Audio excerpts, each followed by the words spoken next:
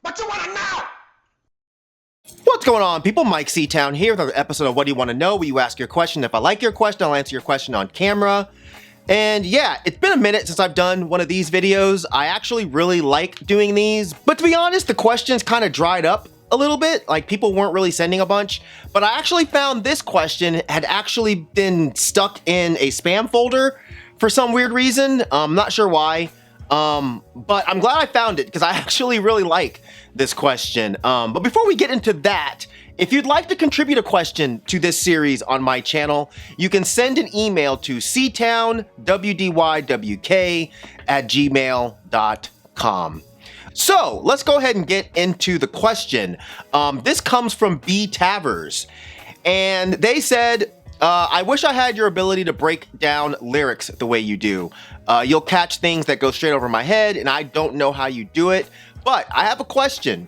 Have you ever misheard a lyric and kept singing it so much that the actual lyric no longer even matters? So I won't get into the whole how do you have the ability to break down lyrics, because I don't really do that much anymore, because this was a question that I believe was sent while I was still doing Dead in Hip Hop, and well, maybe it was sent while I was still doing active hip hop reviews and lyrical breakdowns on this channel, which I am gonna get back to doing. I just haven't done them in a minute. But either way, I'm not gonna get into that part. What I really wanted to get into is the part about misheard lyrics, because I actually, when I sat down to think about it, I have a lot, but I'm going to talk about the top 10. And I put these in order of basically how stupid I think they are. Like how doofy I had to be to think that that's what this person was saying. A lot of these date back to when I was a kid. But yeah, you don't have to put a comment telling me that I'm a dumbass. I know I'm a dumbass. Like, I'm proudly admitting that I am a dumbass for a lot of these mishearings, you know? But yeah. What are you gonna do? What are you gonna do? You can't make me feel bad for being a dumbass, because I proudly wear the I'm a dumbass badge on my shirt every day.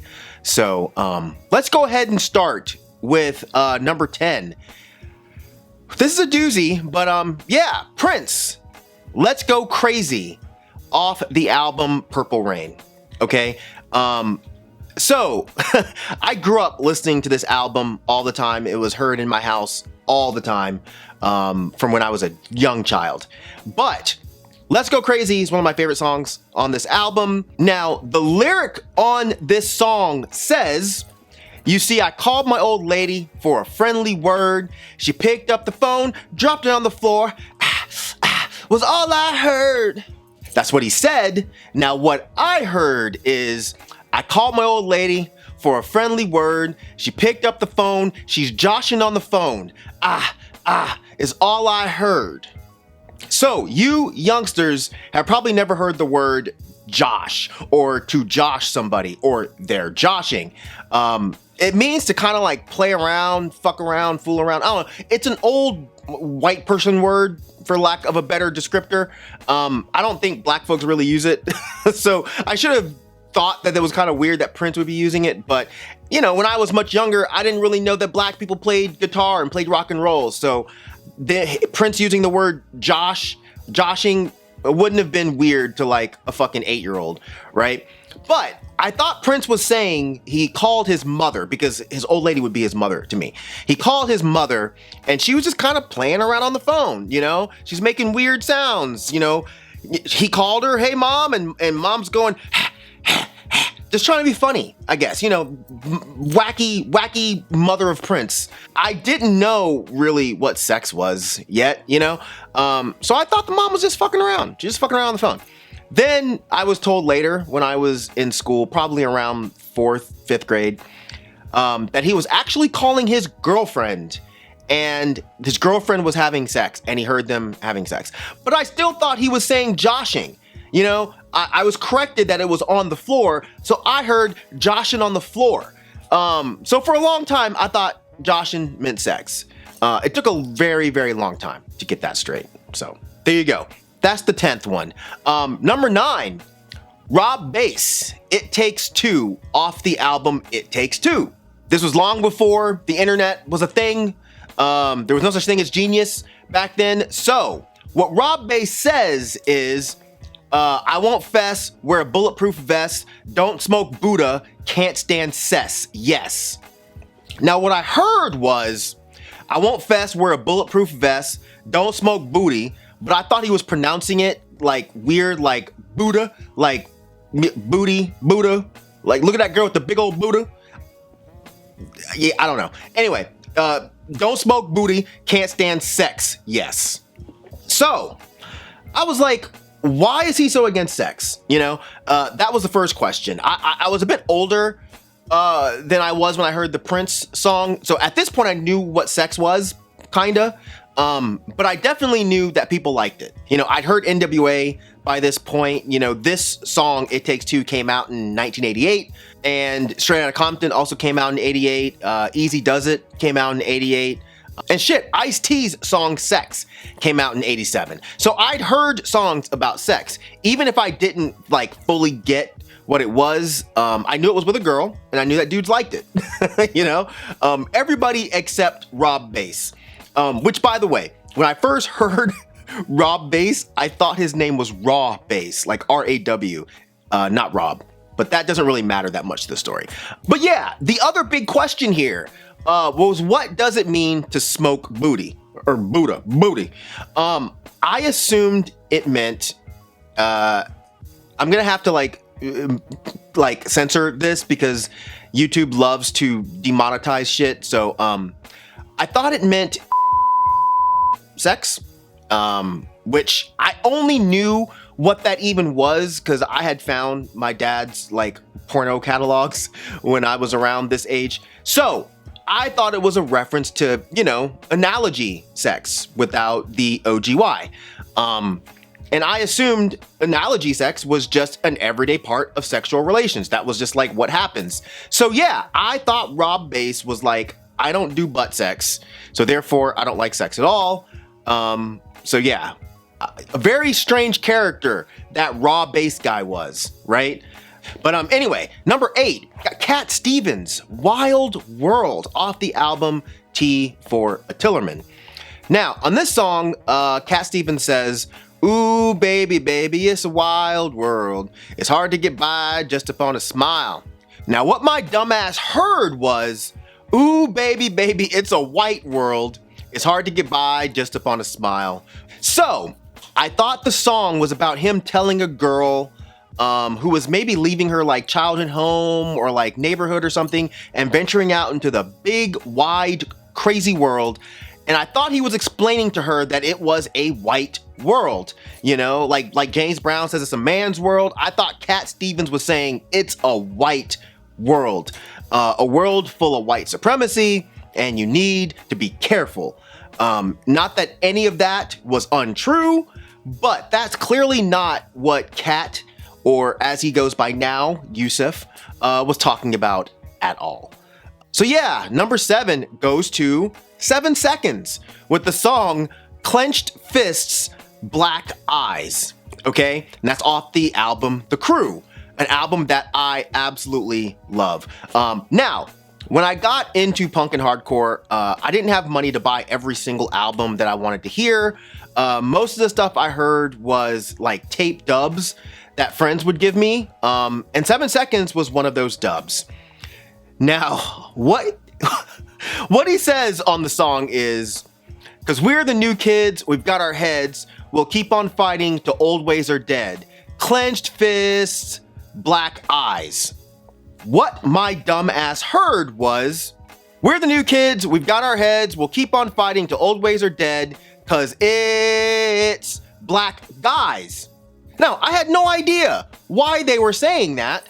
Why were they announcing the rival of black people? Like, so one thing to know about me is when I first got into like more aggressive, harder rock music, I assumed all that shit was racist. I was young. I was like fucking 12, right?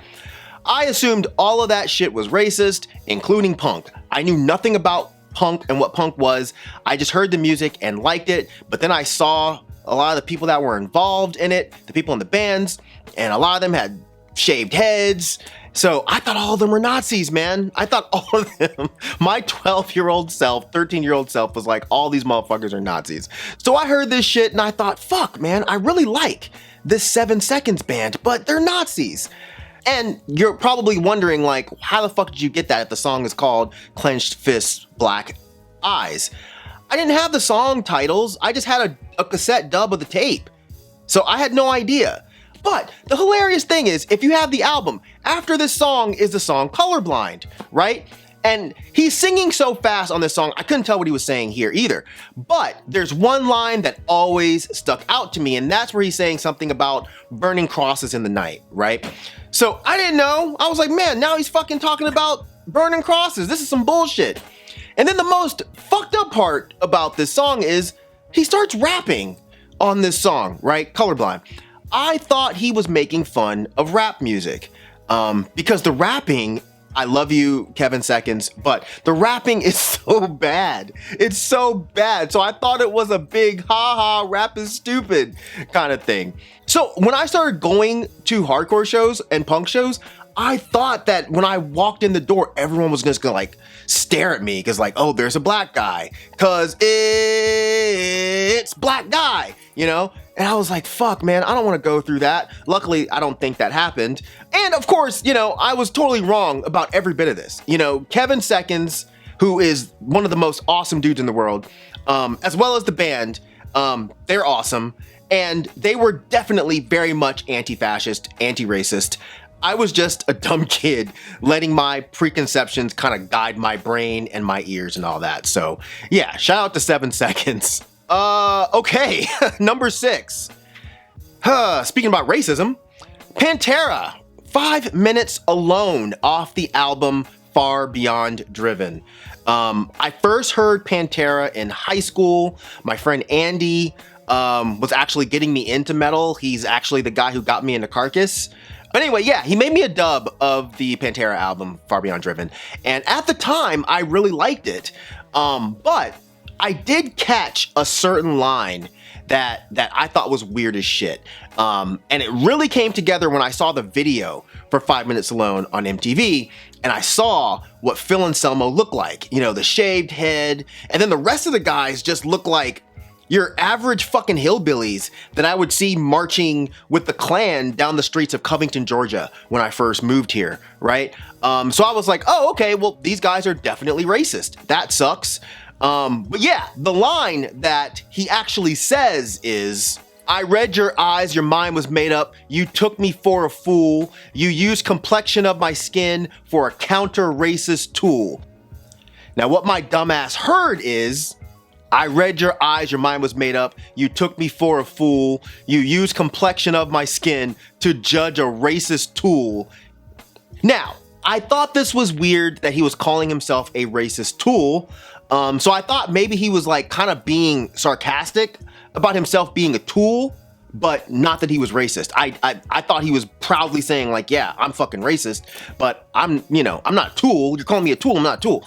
The funny thing is, I do actually think Phil Anselmo is a racist tool, but I think I was kind of a doofus for thinking that he'd actually put that message into a song. All right, number 5, Kid and Play, Rollin' with Kid and Play off the album To Hype. I don't think this one is super egregious, to be honest. It's more so just funny due to what transpired after. So Kid and Play, when I was in like 4th grade, 5th grade, they were one of my favorite groups.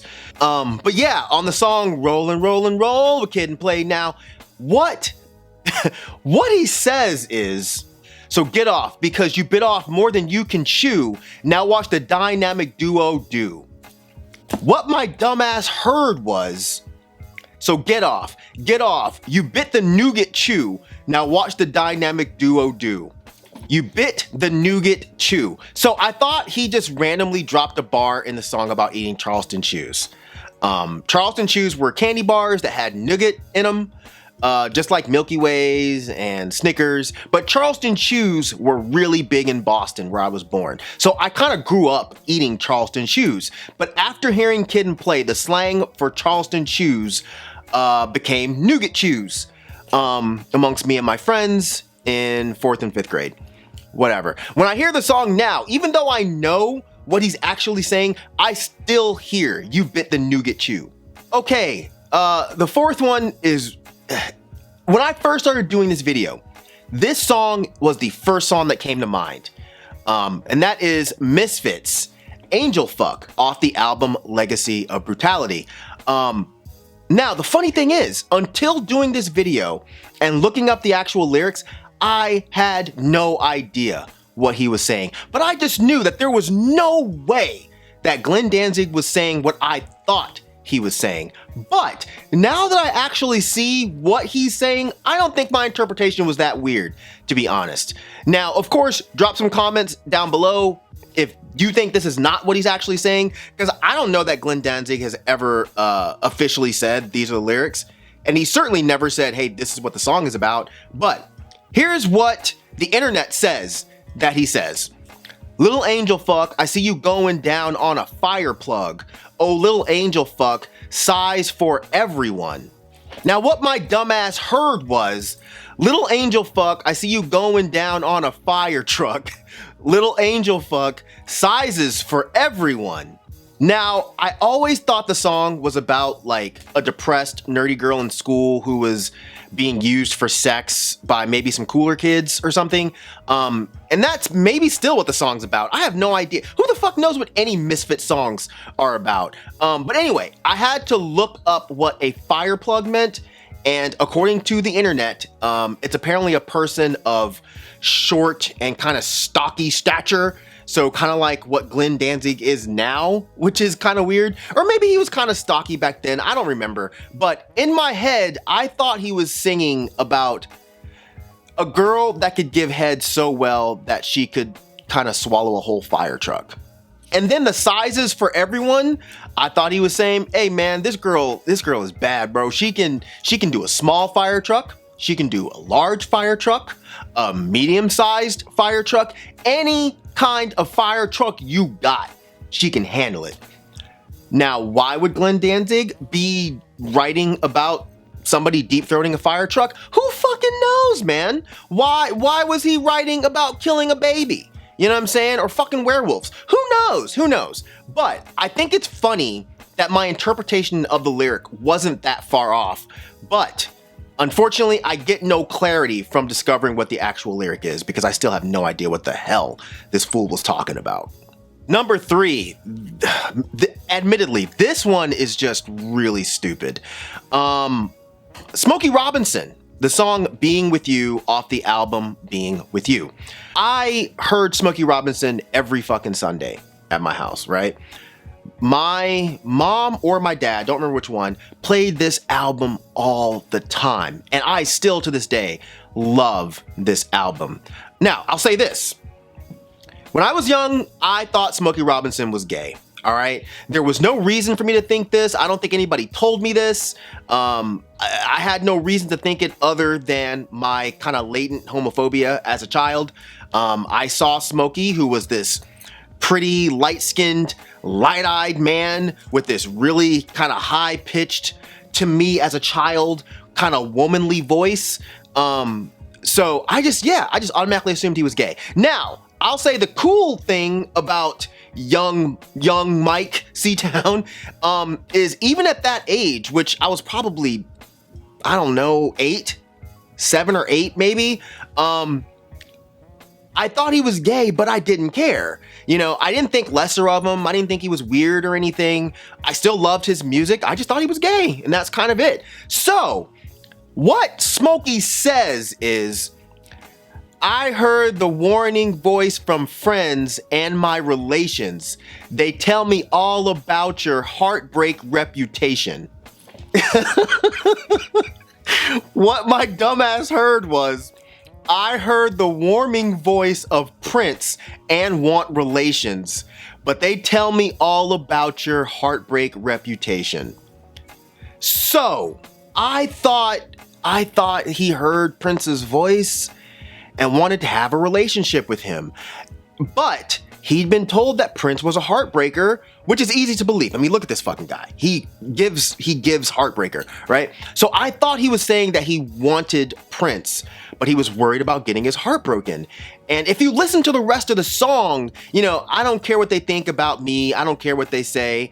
I don't care what they think. If you're leaving, I'm gonna beg you to stay. I thought this man, Smokey Robinson, was going hard for Prince. No pun intended. Yeah, I thought this man was in love with some Prince. But again, look at this guy. Whether you're queer or not, who would not be in love with this man? So I remember when I was corrected, I said something to my dad who was homophobic, actually homophobic. And yeah, he was like, what the hell are you talking about? Smokey Robinson ain't gay. I was like, how the fuck would I know, dude? How would I know? Listen to his voice, bro. I don't know. And I think he fucking yelled at me that Prince wasn't gay either. Again, I'm fucking 7 or 8. How the fuck am I supposed to know, man? No idea. All right, number 2, Jim Croce, You Don't Mess Around with Jim. Off the album, You Don't Mess Around with Jim. Now, everyone's heard this song, right? Like, everyone knows this song. You don't tug on Superman's cape. You don't spit into the wind. You don't pull the mask off the old Lone Ranger, and you don't mess around with Jim. I know I sound just the fuck like him. But yeah, we all know that the song is about Jim Walker, who's a pool shark, who hustles the wrong guy, whose name is Slim. And Slim comes around and fucks Jim Walker up. Here's what Jim Croce said. Uptown got its hustlers, the Bowery got its bums, 42nd Street got Big Jim Walker, he a pool shooting son of a gun.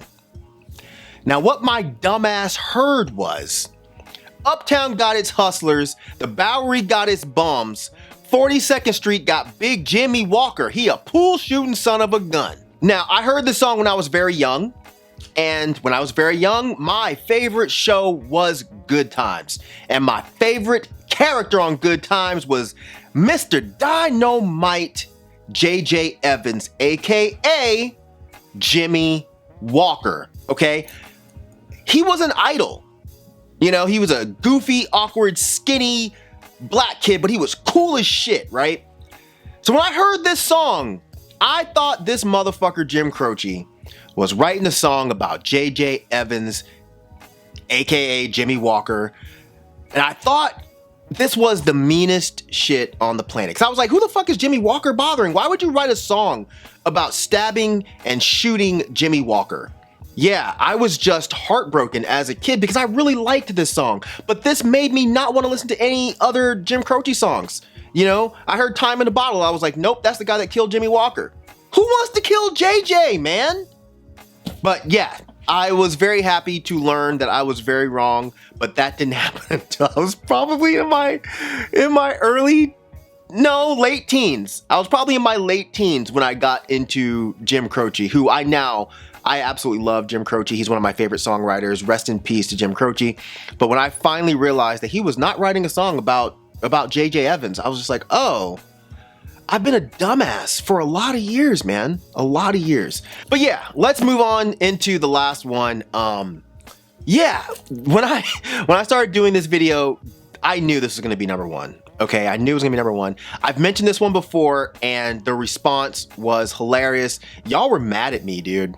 I don't remember if this was on Dead in Hip Hop or Is the Mic Still On, but y'all were like, what the fuck? How stupid are you? How stupid are you? So, it's only so high on this list because I went for decades with this Misheard lyric, and I'm fairly certain I didn't realize what the real lyric was until I was at least 30, okay?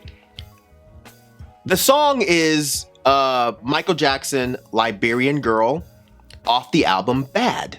So we all know the song Liberian Girl, and he says that throughout the song. Michael Jackson says, Liberian Girl. What my dumbass heard was Librarian Girl, okay? I thought this dude made a whole ass song about how hot, nerdy librarian girls are. Because I actually don't think it's crazy that this fool would be quirky enough to write a song about how sexy librarians are.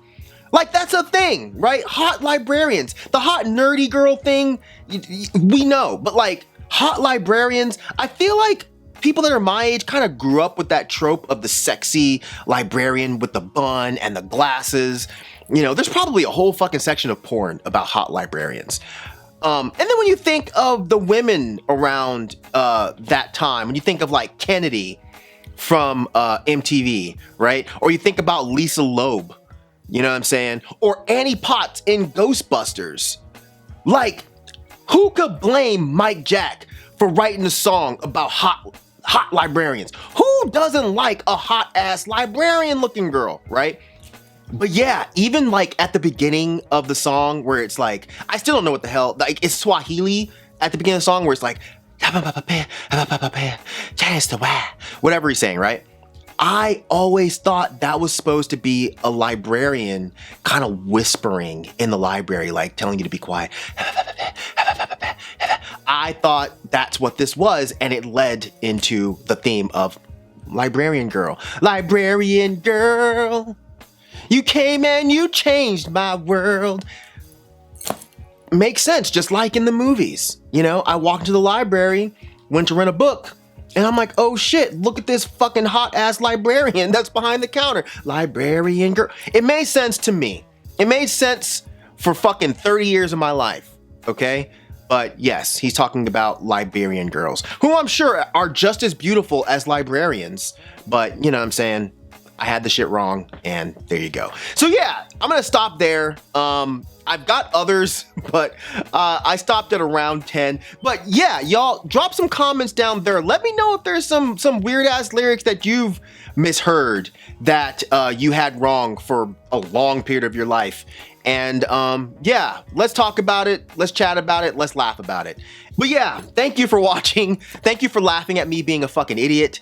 And I will definitely do some more of these in the future. But as usual, thank you for living. Thank you for loving. Thank you for being you. And I'll see y'all next time. All right. Peace out, y'all.